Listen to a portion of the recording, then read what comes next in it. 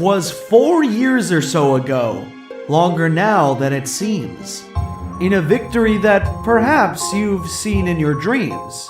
For the election that you are about to be told began with the two candidates of old. Now you've probably wondered where presidents come from. If you haven't, I'd say it's time you begun. Joe Biden just released that video announcing his 2020 bid on his social media accounts. He is framing his campaign as a battle for the soul of the country. Joe Biden kicked off his first official campaign rally today in Philadelphia. Voters in the heavily Democratic city could make all the difference in determining who wins Pennsylvania in 2020, a precious battleground state that helped propel President Trump to victory. And that is why tonight I stand before you to officially launch my campaign for a second term as President of the United States. The president defiant following the White House's release of this 5-page memo detailing his July phone call with Ukraine's president, Volodymyr Zelensky. It's a joke. Impeachment for that? But Democrats say the president's words amount to an impeachable offense. For the first time, Joe Biden issuing a full-throated, no-caveated call for President Trump's impeachment. He should be impeached. He's shooting holes in the Constitution, and we cannot let him get away with it. Biden is dropping like a rock. I don't think he's going to make it. And he sees what's happening to him. I guess he's no longer the front runner. Canceled, postponed, and closed are 3 of the words being used worldwide for events, flights, businesses, and schools. COVID-19 is the technical term for the new coronavirus we've been reporting on, and that's the reason for the shutdowns that are taking place. Worse, he lied to the American people. He knowingly and willingly lied about the threat it posed to the country for months. Look, let's face it, he's been taken over by the radical left. He has no clue what they're doing and what they're getting him into. This is worse than Bernie Sanders at his best. He doesn't know where he is. He doesn't know what he's doing. Unemployment is the worst since it's been since the Great Depression. In the midst of all of it, we're coming face to face with this long overdue reckoning around the deep wound of racial inequality. I will fight to protect you. I am your president of law and order and an ally of all peaceful protesters. The White House hopeful that a return to a regular schedule will help signal the country's readiness to reopen, even as the coronavirus crisis ravages much of the nation. Coming just as new polling has President Trump trailing his Democratic rival Joe Biden. If we would have listened to you, the country would have been left wide open. Millions of people would have died, not 200,000. Will you shut up, man? Listen, who is on your list, Joe? We can't take 4 more years of this president. I said when I got in the race, it's about a battle for the soul of this country.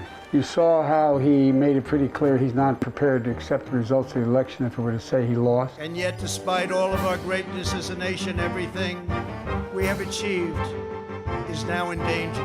This is the most important election in the history of our country.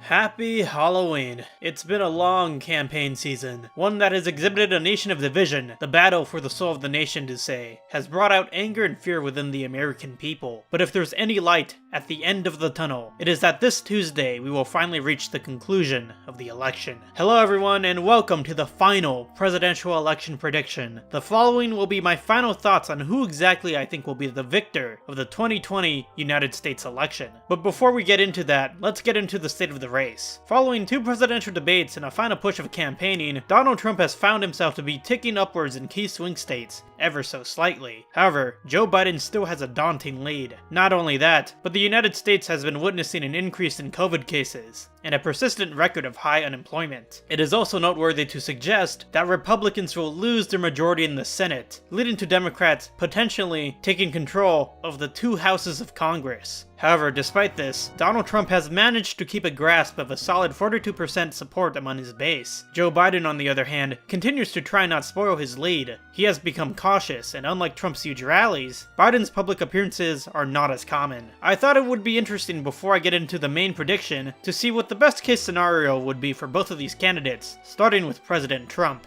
Okay, so Trump's best case scenario would have to be in states in which he's polling within 7%, which is a wide margin by the way. It would have to be an incredible swing into his court. This swing would bring him victories in not just Arizona, but also Nevada. Trump would continue to dominate Iowa, Ohio, Georgia, North Carolina, Maine's 2nd District, and Florida. It is in this best case scenario that Trump holds on to Pennsylvania, granting him 286 electoral votes to Biden's 252. This is not a good indicator as well. The polls would have to be incredibly wrong for Trump to have this outcome. And if this is Trump's best case scenario, it is too close to comfort for it to even be declared as a landslide. Now Biden's best case scenario in comparison is insane. Once again, let's use the 7-point rule. So for this one, Biden would win in all the states he's pulling ahead in, but not only that, get 2 victories in Ohio and Iowa, and also the state of Georgia. But to put things in even more perspective, if things swing that far, Biden would become victorious in Texas, giving him a monstrous victory of 413 electoral votes, an incredible modern-day landslide. Now, I don't believe in either of these scenarios. To those saying that Trump will lose in a landslide, I disagree with you. And to those thinking Biden will absolutely devastate Trump, I disagree with you as well.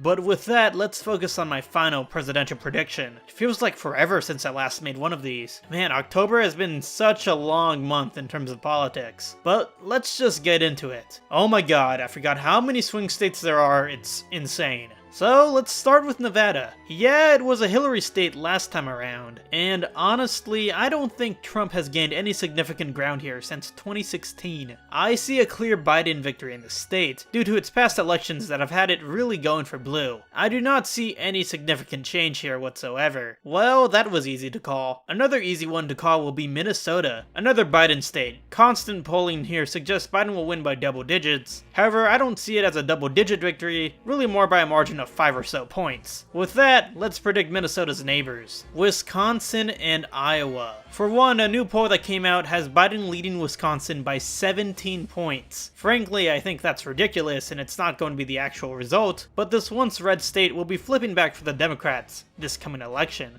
as the overwhelming number of people who skipped out in 2016 will be voting Biden come 2020. Seriously, just look at the news. So many new people are coming out to vote this election year, it is expected that we as a nation will shatter records. Iowa. Oh man, this is one of the many hard ones I'm going to project.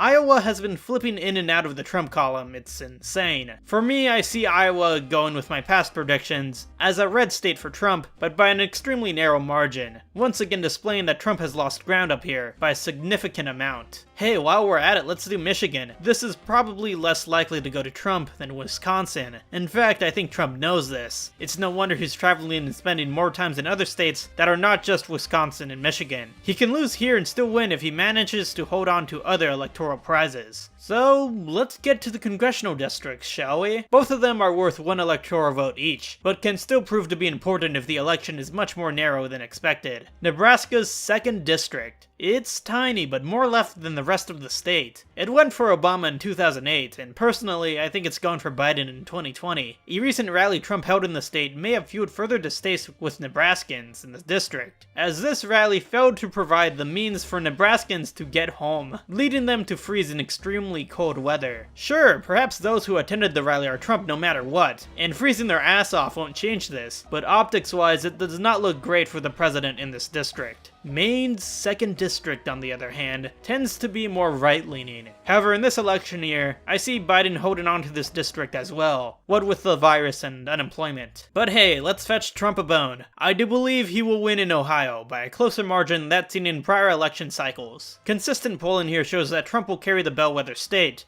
However, will this state continue to have its bellwether status following the results of the election? We'll find out soon enough. Texas? Yeah, I see it going for Trump. Don't get me wrong, I know the state is the closest it's ever been to going blue for the first time since 1976, but I cannot see it going blue this year. High turnout by Texas Republicans will enrich Trump to victory here. I wouldn't say it's a pipe dream for the Democrats, however. This state will likely turn blue in the years to come due to changing demographics. Oh man, all those Californians moving over to Texas. Georgia! Oh man, this is getting difficult to predict. It's really up in the air at this point. but I'll defy expectations created by recent polls and say that Georgia Republicans will carry the state home as well, but by a very narrow margin. Perhaps in this instance, Trump will be able to hold on to a state he shouldn't be losing in the first place. In fact, that just places worries in the campaign itself. It really shows how much ground Trump has lost. And now let's get to these final four. North Carolina, a state even more complex than Georgia. If Trump does not win in this state, he's basically toast. Yet the only polls that show Trump leading here are conservative ones that may have been right in 2016, but were incredibly wrong in the 2018 midterms. I'm going to defy my prior predictions and say that Trump will lose the state of North Carolina by 1 or 2 points. But it's not over yet. We have to predict these other 3 states. Arizona. I can admit it, Trump has gained ground here. In fact, he's now tied in the RCP average in carrying the state as of October 29th. But I cannot say I've seen enough concrete evidence to suggest that Trump will win this state. I mean, Trump's even narrowly winning Arizona according to a conservative poll, and according to ones that are less biased, he's losing by 3 to as much as 5 points. Arizona is my lock-in as a blue state this time around. John McCain has haunted Trump beyond the grave. Florida. I see it going for Biden by a margin of 1 or 2 points. Biden's been able to get in touch with seniors here, and if you aren't able to grasp onto the coalition in retirement heaven, then you're not going to win the state. And finally, to cap it all off, the state of Pennsylvania. This state is going to be closer than the polls suggest. I expect Biden to carry it by 2 or 3 points in all honesty. However, a win is a win. This is my final prediction. 335 Biden and 203 for Donald Trump.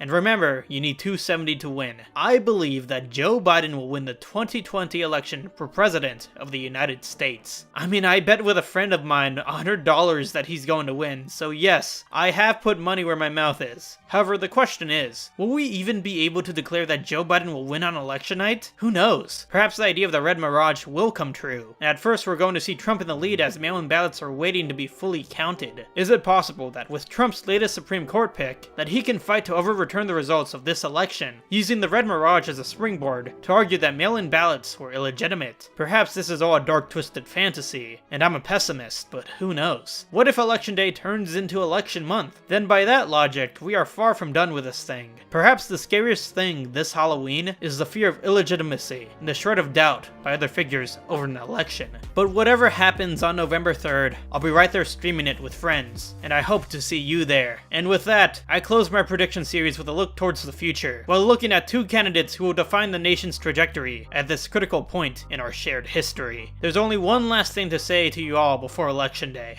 Vote.